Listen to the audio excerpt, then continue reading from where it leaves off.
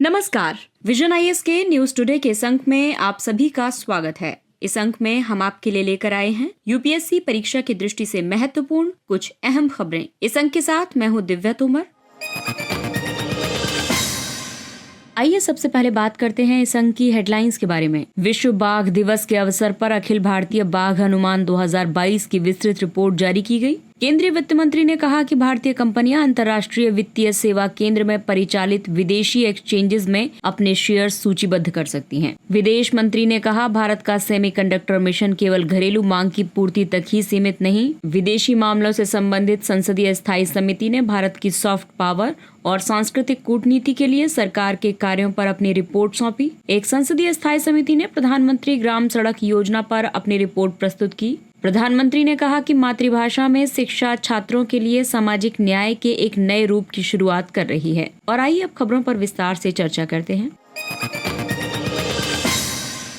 विश्व बाघ दिवस के अवसर पर अखिल भारतीय बाघ अनुमान 2022 की विस्तृत रिपोर्ट जारी की गई। ये रिपोर्ट देश के 18 राज्यों में फैले 53 टाइगर रिजर्व में बाघों की संख्या पर आधारित है। इस रिपोर्ट में ये कहा गया है कि भारत में बाघों की संख्या 2018 की 2,967 से बढ़कर 2022 में 3,682 हो गई है। बाघों की संख्या में वार्षिक रूप से लगभग 6% की वृद्धि दर्ज की गई है। वर्तमान में भारत में दुनिया की लगभग 75% वन्य बाघ आबादी मौजूद है। मध्य भारत, शिवालिक पहाड़ियों तथा गंगा के मैदानों में बाघों की आबादी में उल्लेखनीय वृद्धि दर्ज की गई है। ये बढ़ोतरी विशेष रूप से मध्य प्रदेश, उत्तराखंड और महाराष्ट्र में हुई है। हालांकि पश्चिमी घाट जैसे कुछ क्षेत्रों में स्थानीय रूप से इनकी संख्या में गिरावट आई है। सबसे ज्यादा बाघ आबादी वाले राज्य हैं मध्य प्रदेश, यहाँ 785 बाघ बड़े हैं। कर्नाटक में 563 और उत्तराखंड में 560 बाघ हैं। सर्वाधिक बाघ आबादी वाले टाइगर रिजर्व हैं जिम कॉर्बेट, यहाँ 260 बाघ हैं। बांदीपुर में 150 और नागरहोल में 141 बाघ हैं। जिन टाइगर रिजर्व में कोई बाघ नहीं है उनमें शामिल हैं मिजोरम का दम्पा,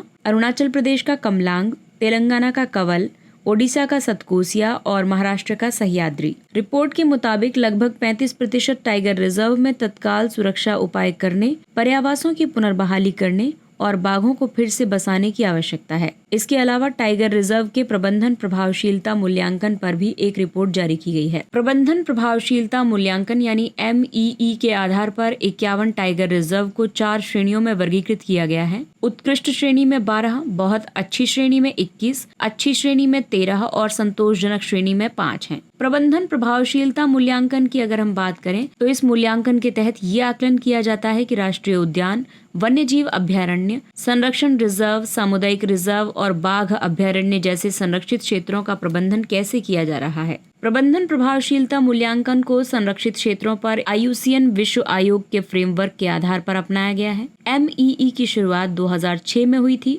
जिसके बाद से ही राष्ट्रीय बाघ संरक्षण प्राधिकरण NTCA और भारतीय वन्यजीव संस्थान WII द्वारा संयुक्त रूप से संचालित किया जा रहा है।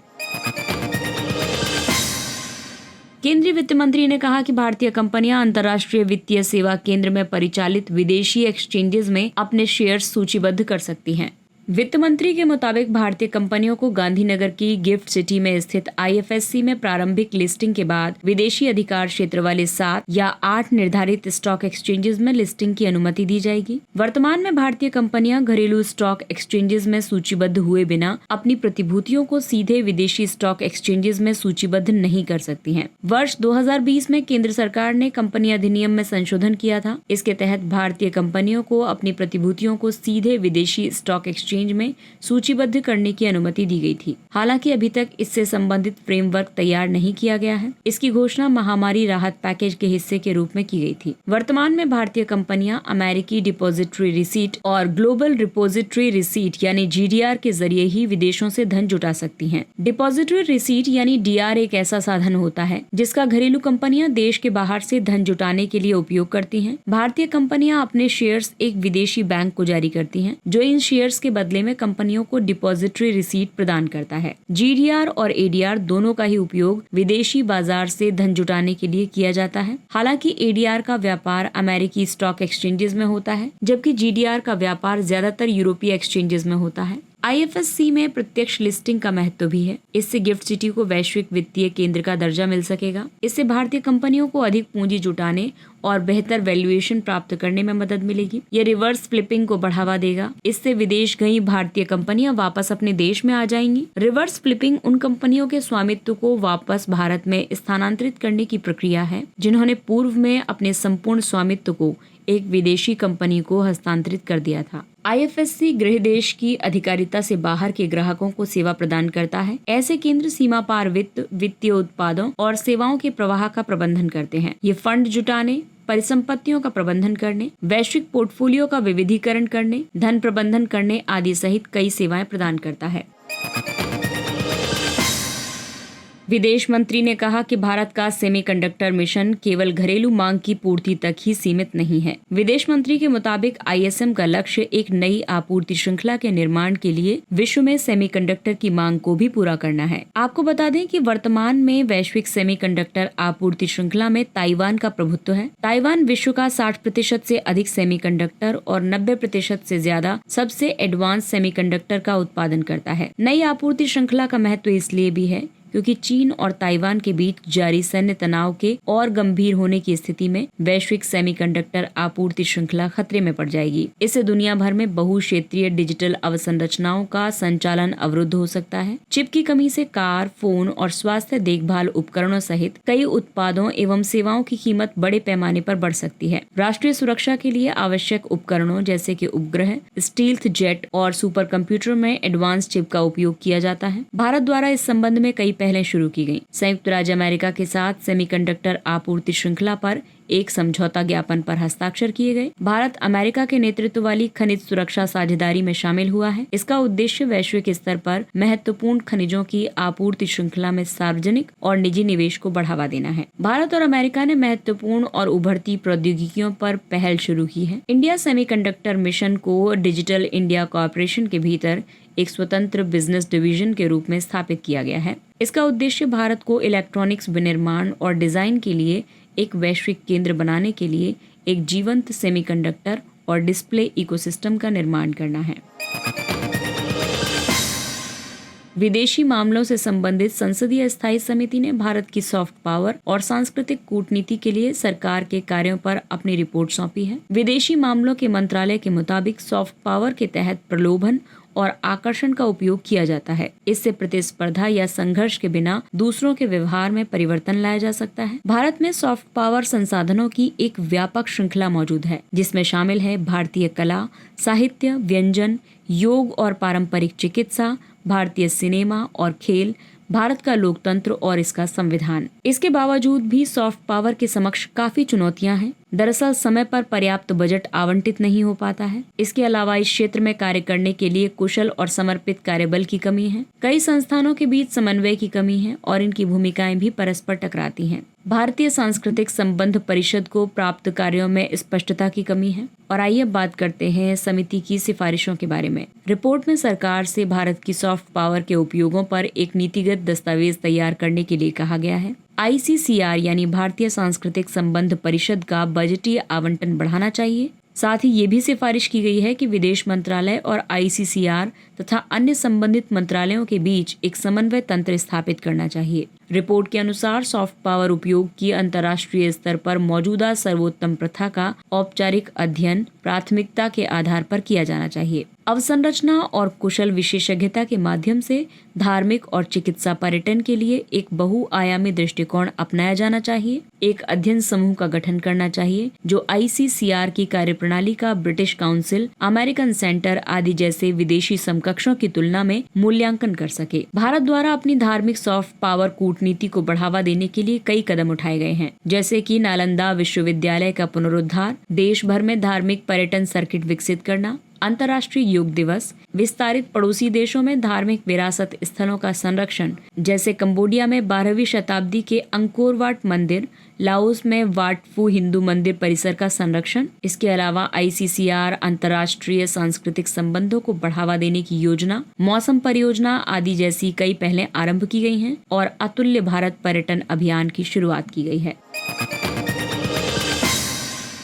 एक संसदीय स्थायी समिति ने प्रधानमंत्री ग्राम सड़क योजना पर अपनी रिपोर्ट प्रस्तुत की है। प्रधानमंत्री ग्राम सड़क योजना को वर्ष 2000 में केंद्र प्रायोजित योजना के रूप में शुरू किया गया था। इसका उद्देश्य राज्यों के ग्रामीण क्षेत्रों में सभी पात्र असंबद्ध बस्तियों को हर मौसम में प्रयोग लाए जाने योग्य सड़क कनेक्टिविटी प्रदान करना है। इस योजना का लक्ष्य सड़क संपर्क विहीन बस्तियों को हर मौसम में सुलभ सड़क संपर्क प्रदान करना है। ऐसी बस्तियों के लिए कई जनसंख्या मानदंड निर्धारित किए गए हैं, जैसे कि 2001 की जनगणना के मुताबिक मैदानी क्षेत्र में 500 व्यक्तियों की आबादी होनी चाहिए। विशेष श्रेणी के राज्यों या केंद्र शासित प्रदेशों जैसे कि उत्तर पूर्व के राज्य जम्मू और कश्मीर, हिमाचल प्रदेश और उत्तराखंड में 250 व्यक्तियों या उससे अधिक की आबादी होनी चाहिए। इसके तहत रेगिस्तानी क्षेत्र, जनजातीय क्षेत्र जो कि संविधान की 5वीं अनुसूची के तहत आते हैं और चयनित जनजातीय तथा पिछड़े क्षेत्र शामिल हैं। वर्तमान स्थिति के मुताबिक प्रधानमंत्री ग्राम सड़क योजना 1 2000 में शुरू की गई थी और प्रधानमंत्री ग्राम सड़क योजना 2 2013 के तहत स्वीकृत परियोजना का 96.24% और 97.01% कार्य पूरा हो चुका है। दरअसल सड़क निर्माण के लिए काफी चुनौतियां भी हैं, क्योंकि खराब सड़क निर्माण सामग्री प्राप्त होती है, अधीनस्थ ठेकेदारों के माध्यम से काम करवाया जाता है और लॉजिस्टिक्स से संबंधित समस्याओं का समय पर फंड जारी न होने के कारण देरी होना चुनौतीपूर्ण है। और आइए अब बात करते हैं रिपोर्ट में की गई प्रमुख सिफारिशों के बारे में। केंद्र और राज्य दोनों स्तरों की नोडल एजेंसियों को एक सहयोगात्मक दृष्टिकोण अपनाने की जरूरत है। इस योजना को मनरेगा के साथ जोड़ा जाना चाहिए। सीमा सड़क संगठन को वामपंथी उग्रवाद से प्रभावित क्षेत्रों में सड़क निर्माण के लिए नवोन्मेषी उपायों को अपनाना चाहिए। ऑन साइट सड़क गुणवत्ता परीक्षण प्रयोगशालाओं के प्रावधान का कठोर अनुपालन सुनिश्चित करना चाहिए। सड़कों के निर्माण के बाद उनका रखरखाव सुनिश्चित करने के लिए पर्याप्त धनराशि जारी की जानी चाहिए। इसके अलावा ये सुनिश्चित किया जाना चाहिए कि अप्रयुक्त धनराशि का जितनी जल्दी हो सके व्यय किया जाए। साथ ही पंचायतों को एक संदर्भ बिंदु या फिर इकाई के रूप में स्वीकार करने की व्यवहार्यता पर विचार किया जाना चाहिए।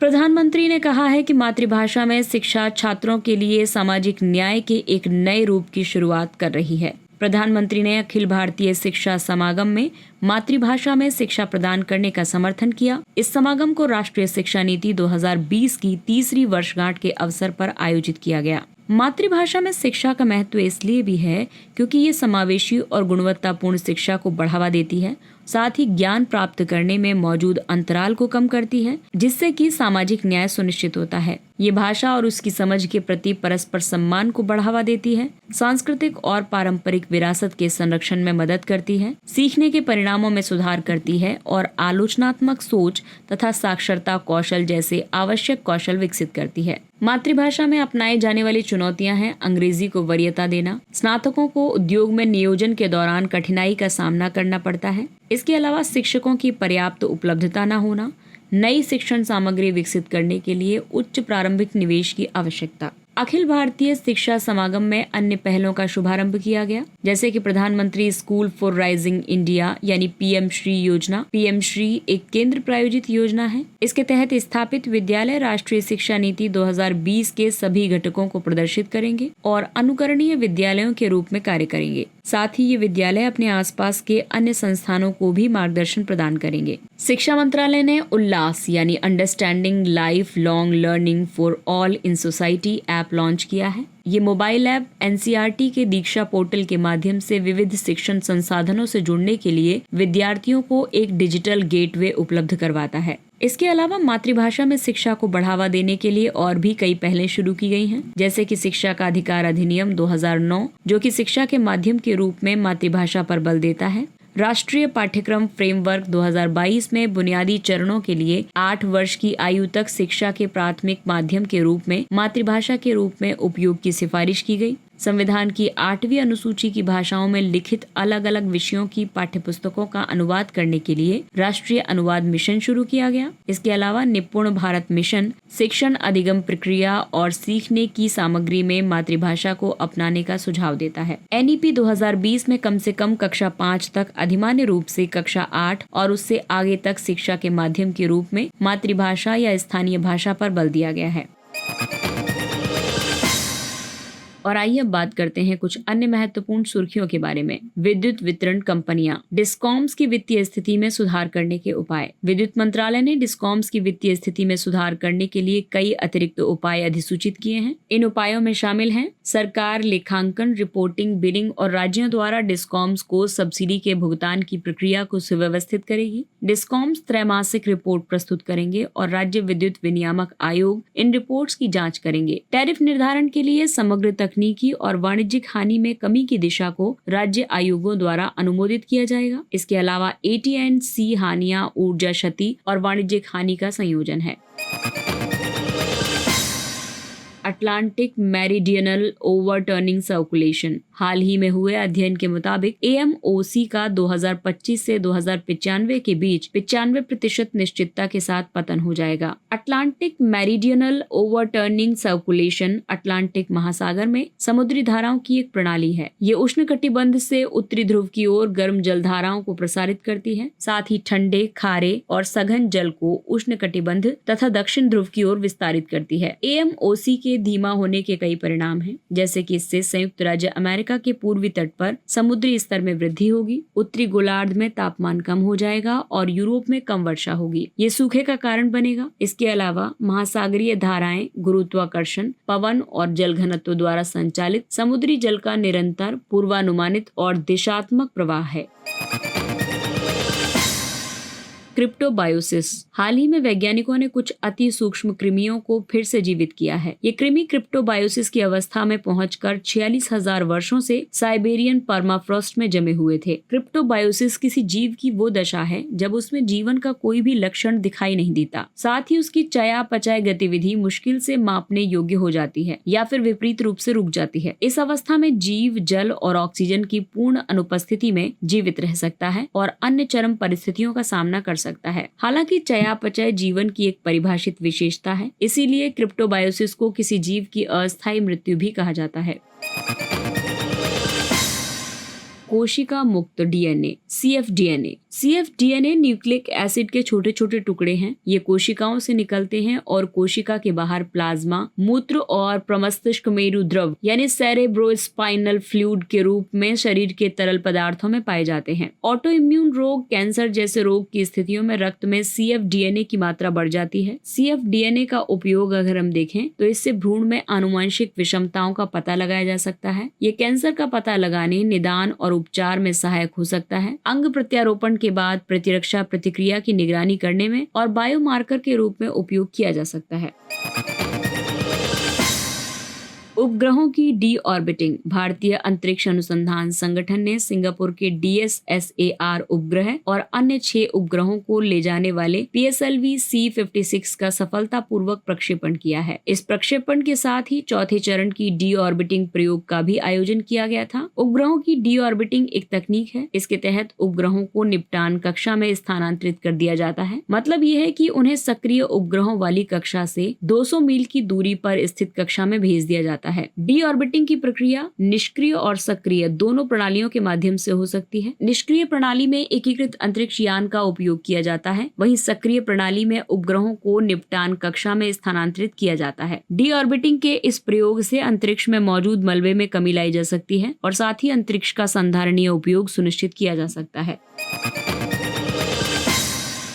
बी-पाल खुराक परीक्षण। टीबी यानी कि क्षय रोग या तपेदिक के लिए संशोधित बी-पल खुराक परीक्षण में उपचार की दर 85% से ज्यादा पाई गई है। बी-पल 6 महीने की पूरी तरह से मुख से ग्रहण करने योग्य 3 दवाओं की खुराक है। इसका उपयोग टीबी के एक चरण व्यापक रूप से दवा प्रतिरोधी क्षय रोग यानी XDR टीबी से ग्रसित रोगियों के इलाज के लिए किया जाता है। इसमें एंटीबायोटिक प्रीटोमाइनिड के साथ साथ 2 अन्य एंटीबायोटिक्स भी शामिल हैं, बेडाक्विलिन और लाइनजोलिड। XDR टीबी एक दुर्लभ प्रकार का बहु दवा प्रतिरोधी क्षय रोग है। ये आइसोनियाजिड और रिफेम्पिन के प्रति प्रतिरोधी होने के साथ साथ किसी भी फ्लोरोक्विनोलोन और 3 इंजेक्शन द्वारा दी जाने वाली दूसरी पंक्ति की दवाओं में से कम 1 के प्रति प्रतिरोधी है। 3 इंजेक्शन द्वारा दी जाने वाली दूसरी पंक्ति की दवाएं हैं मिकेसिन, कैनामाइसिन और कैप्रोमाइसिन।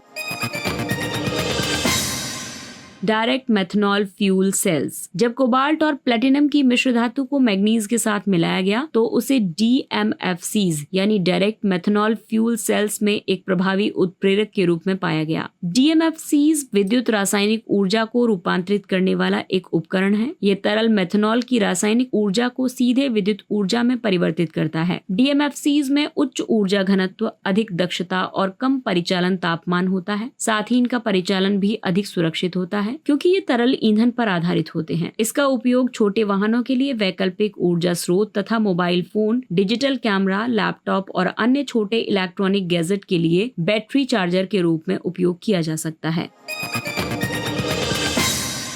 भोजपत्र, हिमालयन बर्च। प्रधानमंत्री ने इस तथ्य पर प्रकाश डाला है कि कैसे माणा गांव की महिलाओं द्वारा भोजपत्र सुलेख का व्यवसाय क्षेत्र की अर्थव्यवस्था में सुधार करने में उनकी मदद कर रहा है। माणा गांव बद्रीनाथ के पास अवस्थित है। इसे उत्तराखंड में भारत चीन सीमा से पहले आखिरी गांव माना जाता है। 3000 मीटर या उससे अधिक की ऊंचाई पर पाया जाने वाला भोजपत्र एक वृक्ष है। इस वृक्ष की छाल कागज के रूप में काम करती है जिस पर लेखन कार्य किया जा सकता है। प्राचीन काल से ही धर्म ग्रंथों और पुस्तकों को भोजपत्रों पर संरक्षित किया जाता रहा है। और आइए अब बात करते हैं सुर्खियों में रहे स्थलों के बारे में। कोकोस द्वीप समूह। भारतीय नौसेना के विमान ने कोकोस द्वीप समूह का दौरा किया। कोकोस द्वीप समूह पूर्वी हिंद महासागर में ऑस्ट्रेलिया का बाहरी राज्य क्षेत्र है। ये सामरिक समुद्री चौक पॉइंट्स के करीब है। ये पश्चिमी ऑस्ट्रेलिया के पर्थ के उत्तर पश्चिम में स्थित है। इसमें 27 छोटे द्वीपों से बने 2 मूंगा एटॉल हैं। ये ईंधन भरने और परिचालनात्मक टर्न अराउंड के लिए एक महत्वपूर्ण बेस हो सकता है। ऐसा इसलिए क्योंकि भारत का लक्ष्य क्षेत्र में परस्पर सैन्य भागीदारी को बढ़ाना और अंतर संचालनीयता को गहन करना है। इसके साथ ही ये अंक समाप्त होता है। अगले अंक में फिर मुलाकात होगी कुछ अन्य महत्वपूर्ण खबरों के साथ। तब तक अपने लक्ष्य के लिए तत्पर रहिए और अगर आपको हमारा कंटेंट अच्छा लगता है तो इसे लाइक, सब्सक्राइब और शेयर जरूर करें। और अब हमें यानी विजन IAS की पूरी टीम को दीजिए इजाजत। नमस्कार।